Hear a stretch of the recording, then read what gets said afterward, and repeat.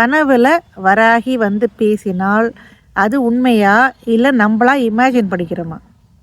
தெய்வங்கள் கனவுல வருமா, இல்லை நம்ம மனதோட குவியமாக இருக்கக்கூடிய அந்த தாட்ஸ் தான் கனவாக வருதா? இது ஏன் நான் பேசுகிறேன்னா, எனக்கு ஊறுப்பட்ட கேள்விகள் கனவு சம்மந்தமாக வந்திருக்கு. அதனால் இந்த இன்ட்ரெஸ்டிங் டாப்பிக்கை கண்டிப்பாக பேசினா உங்களுக்கும் உபயோகமாக இருக்கும்னு நினைக்கிறேன். ஸ்கிப் பண்ணாமல் பாருங்கள். இந்த மாதிரி கனவுகள் உங்களுக்கு பிடிச்சா நம்மளோட வராகி வழி சேனலுக்கு சப்ஸ்கிரைப் பண்ணுங்கள். வாங்க வீடியோக்குள்ளே போகலாம். எல்லோருக்கும் வணக்கம். எல்லாம் எப்படி இருக்கீங்க? காலம்பர ஆரம்பித்து நைட்டு வரைக்கும் விடாமல் வேலை செஞ்சுட்டு நைட்டு போய் அக்கடான்னு நம்ம படுக்கிறோம். படுத்த உடனே வரக்கூடியது விதவிதமான கனவுகள்.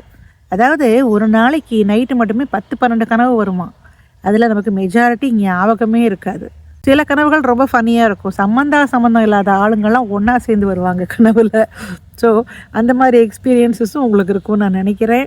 இப்போ இந்த கனவுனா என்ன அப்படிங்கிற கேள்வி நம்ம எல்லாருக்குமே இருக்கும். இந்த கனவுக்கு ஒரு மீனிங் இருக்கா? இவ்வளோ படித்து நல்ல பெரிய வேலைகளில் இருக்கக்கூடியவர்கள் கூட இந்த மாதிரி எக்ஸ்பீரியன்ஸஸ்லாம் வரும் பொழுது கேள்வி என்ன வரும்னா, இது என்ன மூட நம்பிக்கையா? ஷார்ட்ஸ் பார்க்குறோம், இன்ஸ்டாகிராம் பார்க்குறோம், ரீல்ஸ் பார்க்குறோம், யூடியூப் வீடியோ பார்க்குறோம், அதில் சுவாமியெல்லாம் பார்க்குறோம். அது சும்மா நம்ம படுத்துன உடனே நம்ம மைண்டில் வருதுங்கிறத நம்மளாவே வந்து சுவாமி வருதுன்னு நினச்சி கற்பனை பண்ணுறோமா அப்படிங்கிற கேள்வி எல்லாருக்கும் இருக்கும் இல்லையா? ஸோ இன்ட்ரெஸ்டிங்காக இப்போ ரீசெண்டாக வந்து ஆர்ஜே பாலாஜி அவர் வந்து ஒரு படம் எடுத்திருக்காரு இல்லையா, கருப்புன்னு. அந்த படத்தோட ரிவ்யூ நான் பார்த்தபோது அதில் வந்து இந்த டாபிக் பற்றி பேசியிருக்காங்க. அந்த படத்தில் வந்து 2 இடத்துல அந்த கருப்ப சுவாமி கனவில் வந்து அந்த பக்தர்களுக்கு ஏதோ ஒரு விஷயம் சொல்கிறாப்புல எழுதியிருக்கார் அவர் கதையை. ஸோ இது வந்து உண்மையா பொய்யா, இது கற்பனையா இல்லை ரியலாகவே தெய்வம் வருமா? கனவு வந்து ஒரு 3 விதமான கனவுகள் இருக்குதுன்னு சொல்கிறாங்க. எப்படின்னா, நம்ம ரொம்ப அழுத்து வந்து அசதியாக படுத்துக்கிறோம், நம்ம எங்கேயோ நமக்கு சம்மந்தமே இல்லாத இடத்துக்கு போகிற மாதிரி கனவு வரும். அர்த்தமற்ற கனவுகள் நிறையா வரும்.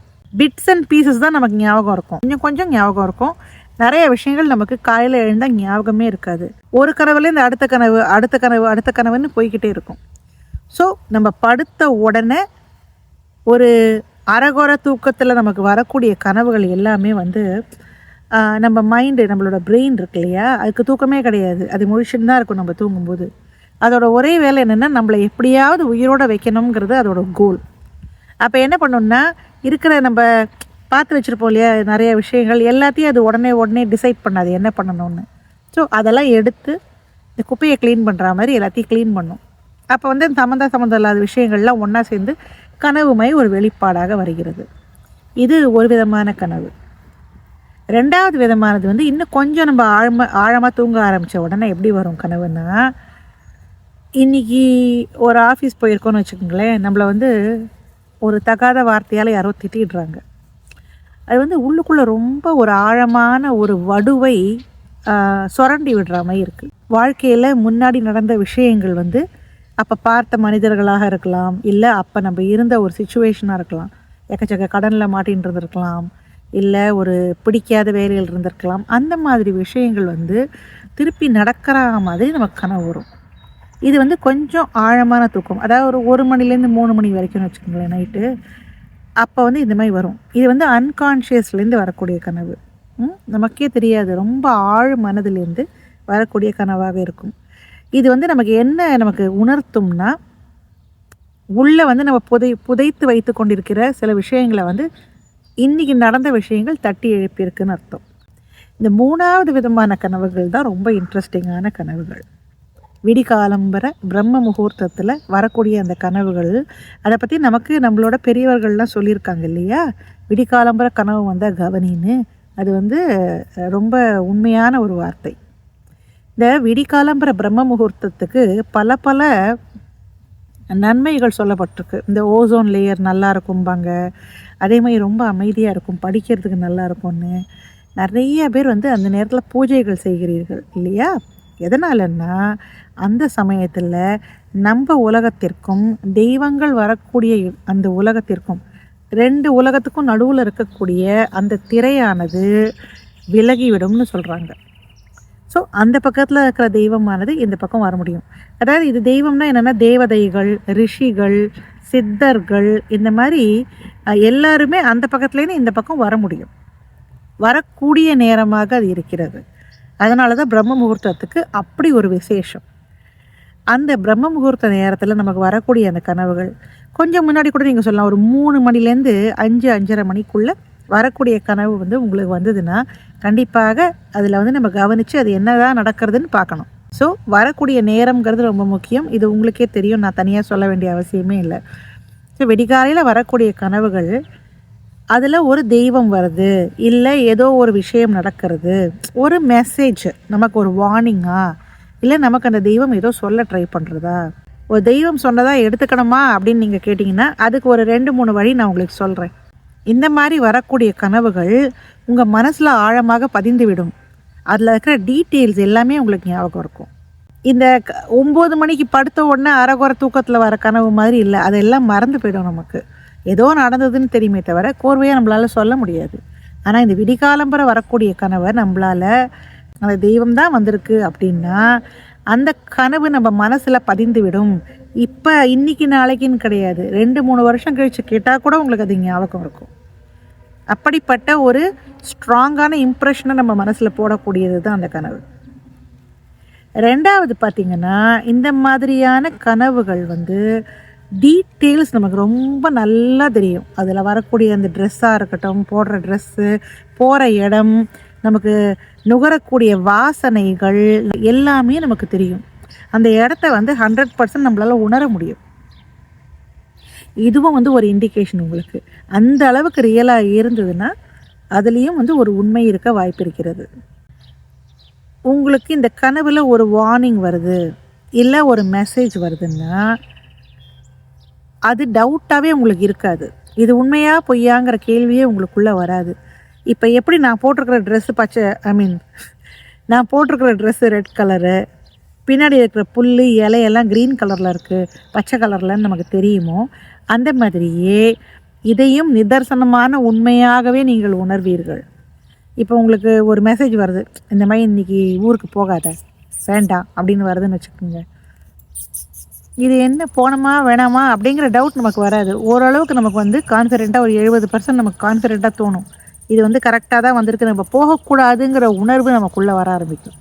ஸோ இது உண்மைங்கிறதுல நமக்கு ரொம்ப ஸ்ட்ராங்காக இருப்போம். டீட்டெயில்ஸ் எல்லாமே ஞாபகம் இருக்கும். விடிய காலையில் வந்திருக்கும் அந்த கனவு. அதே போல் இது வந்து எத்தனை நாள் ஆனாலும் நம்ம மனசில் பசுமரத்து ஆணி மாதிரி பதிந்து போய்விடும்.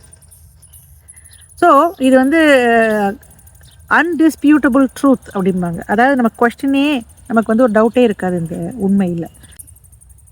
அதையும் தாண்டி சில சமயம் வந்து 70% நமக்கு ஷுவராக இருக்குன்னு நான் சொன்னேன் இல்லையா, ஒரு 30% நமக்கு டவுட்டாக இருக்குதுன்னு வச்சுக்கோங்களேன்.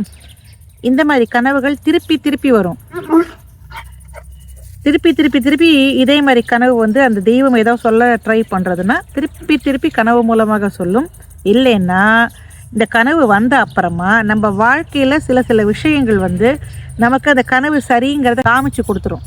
இப்போ நீங்கள் ஊருக்கு போகிறீங்க, வேண்டான்னு உங்களுக்கு சொல்கிறது ஒரு மெசேஜ் வருதுன்னு வச்சுக்கோங்களேன். இன்னும் 2-3 பேர் மூலமாக நமக்கு அதே வரும், இன்றைக்கி போகாத, இல்லை இன்றைக்கி வேறு ஏதோ வேலை வந்துடுது, இன்றைக்கி கேன்சல் பண்ணிவிடு, இப்படி யாராவது வந்து சொல்லுவாங்க. இல்லை ட்ரெயினே கேன்சல் ஆகிடும், இல்லை ஃப்ளைட்டு கேன்சல் ஆகிடும். இந்த மாதிரி ஆகிறதுக்கான வாய்ப்பு உண்டு. ஸோ 3லேருந்து 5க்குள்ளே வரக்கூடிய எல்லா கனவுகளுமே அந்த தெய்வம் தான் சொல்கிறதுன்னு நான் சொல்ல மாட்டேன். அப்பயும் நம்மளோட ஆழ்மனது, மூளை எல்லாமே வேலை பண்ணிட்டு தான் இருக்கும். ஆனால் தெய்வம் நம்மக்கிட்ட ஏதாவது சொல்லணும்னா அந்த நேரத்தை தேர்ந்தெடுக்கும். இது சம்மந்தமாக இப்போ ஒரு குட்டி கதை நான் சொல்கிறேன். இப்போ எங்கள் அம்மாவுக்கு நடந்த ஒரு விஷயம். எங்கள் அம்மா வந்து ஒரு 15-16 வயசு இருக்கும்பொழுது எங்கள் பாட்டியும் எங்கள் அம்மாவும் இந்த குரங்குப்பேட்டை கருப்ப சுவாமின்னு ஒரு சுவாமி இருக்கார், அந்த சுவாமியை பார்க்க போயிருக்காங்க. அப்போ வந்து எங்கள் பாட்டி வந்து எங்கள் அம்மாவுக்காக ஒரு வேண்டுதல் பண்ணியிருக்காங்க அந்த சுவாமிக்கிட்ட. அதாவது எங்கள் அம்மாவுக்கு கல்யாணம் ஆச்சுன்னா பொண்ணையும் மாப்பிள்ளையும் கூட்டிகிட்டு இந்த கோவிலுக்கு வரேன் அப்படின்னு. அதுக்கப்புறம் என்ன ஆச்சு, கல்யாணம் ஆச்சு, எங்கள் அப்பாவோட கல்யாணம் ஆச்சு. அப்புறம் 2 குழந்தைகள் பிறந்தோம் நாங்கள்லாம். பாட்டி வந்து தவறி போயிட்டாங்க. ஸோ பாட்டி இறந்து போன அப்புறமா எங்கள் அம்மாவுக்கு இந்த குடும்பத்தை நிர்வாகம் பண்ணுறது, குழந்தைங்களை வளர்க்குறது, இந்த மாதிரி வேலையிலேயே போகும்போது இந்த மாதிரி ஒரு பிரார்த்தனை வச்சோங்கிறது ஞாபகமே இல்லை. குரங்குப்பேட்டைங்கிறது நாங்கள் அடிக்கடி போகக்கூடிய ஊர் கிடையாது. ஸோ திருச்சி போவோம் எப்பயுமே, ஆனால் இந்த பர்டிகுலர் ஊர் நாங்கள் போனதே கிடையாது. ஸோ வாழ்க்கை ஓடிக்கொண்டே இருக்கிறது. ஒரு நாளைக்கு எங்கள் அம்மா தூங்கி, இப்போ யோசிச்சு பாருங்கள், நான் சின்ன குழந்தையாக இருக்கும்பொழுதுன்னா, நான் வந்து ஒரு 8-9 வயசு இருக்கும்போதுன்னு வச்சுக்கோங்களேன், அப்போ வந்து பெருசாக வந்து இந்த மாதிரி இன்ஸ்டாகிராமு, ரீலு, ஷார்ட்ஸு, யூடியூப் வீடியோலாம் கிடையாது. வந்து யாராவது வந்து குரங்குப்பேட்டை கருப்பசாமி பற்றி பேசுகிறதுக்கு இப்போ மாதிரி இருந்தால் கூட நம்ம சொல்லலாம், ஃபோனில் பார்த்துருப்போம், நம்ம காதில் இந்த விஷயம் விழுந்திருக்கும்னு. அந்த மாதிரி எதுவுமே கிடையாது. எங்கள் பாட்டியோட வேண்டுதல் வந்து எங்கள் அம்மாவுக்கும் பாட்டிக்கும் மட்டும்தான் தெரியும், வேறு யாருக்கும் தெரியாது. இந்த மாதிரி சந்தர்ப்பத்தில் ஒரு நாள் விடிகாலம்புற எங்கள் அம்மா கனவில் கருப்பாக ஒரு உருவம் வந்து கையில் 10 விரல்கள், அது ஃபுல்லாக நகம். ஏன் இன்னும் நீ குரங்குப்பேட்டைக்கு வரல, வரேன்னு வேண்டிண்டியே ஏன் வரலன்னு கேட்டுது. அது வந்து அழுத்தமாக, ஒரு ஆக்ரோஷமாக, அதிகாரத்தோடு அந்த மாதிரி கேள்வி வந்தோடனே எங்கள் அம்மா வந்து பயங்கரமாக பதறிட்டாங்க. தூங்கி எழுந்து அப்படியே எழுந்த உடனே இந்த கனவை சொன்னாங்க. அதுக்கப்புறம் எங்கள் அப்பாட்ட சொல்லி உடனே வந்து டிக்கெட் புக் பண்ணி, அப்போல்லாம் பஸ்ஸில் தான் போவோம் எல்லா இடத்துக்கும் இல்லையா, ஸோ உடனே பஸ்ஸில் டிக்கெட் புக் பண்ணி அந்த சுவாமியோட தரிசனம் செய்து விட்டு வந்தோம். ஸோ தெய்வம்ங்கிறது நிச்சயமாக அது நினைத்து விட்டால், நம்மக்கிட்ட பேசணும்னு அந்த தெய்வம் நினைத்து விட்டால் அதை யாராலும் தடுக்க முடியாது. கனவுங்கிறது பல வழிகளில் ஒரு வழி. ஆனால் எல்லா விஷயமுமே எப்பெல்லாம் வராகி கனவுல வராளோ அப்பெல்லாம் அவள் தான் நேராக வராங்கிற அர்த்தம் கிடையாது. சொல்கிறேன், இந்த மாதிரிக்கு கனவில் வந்த ஒரு வித்தியாசமான நிகழ்வை நிச்சயமாக அடுத்த காணொளியில் உங்களோட பகிர்ந்துக்கிறேன். இதோட பார்ட் 2வாக நினச்சிக்கோங்க. இந்த மாதிரி எக்ஸ்பீரியன்ஸ் உங்களுக்கும் இருக்குது தானே? அப்படி இருந்தால் கண்டிப்பாக கமெண்ட்டில் உங்கள் கனவில் வந்த அந்த தெய்வத்தை பற்றிய விஷயங்களை கமெண்ட்டில் போடுங்க, நாங்களும் தெரிஞ்சுக்கிறோம். இந்த வீடியோ உங்களுக்கு பிடிச்சிருக்கு, இந்த மாதிரி டாபிக் உங்களுக்கு பிடிச்சிருக்குன்னா ஒரு லைக் போடுங்க. நம்ம சேனலுக்கு எப்பயுமே சப்போர்ட் பண்ணுங்கள், சப்ஸ்கிரைப் பண்ணுங்கள். வராகி வழிங்கிற வாட்ஸ்அப் குரூப் இருக்குது, விருப்பம் இருந்தால் கண்டிப்பாக இணையுங்கள். இன்னொரு காணொலியில் இதே மாதிரி இன்ட்ரெஸ்டிங்கான ஒரு விஷயத்தோட கூடிய சீக்கிரம் உங்களை சந்திக்கிறேன். நன்றி. ஓம் வராகி, ஜெய் வராகி.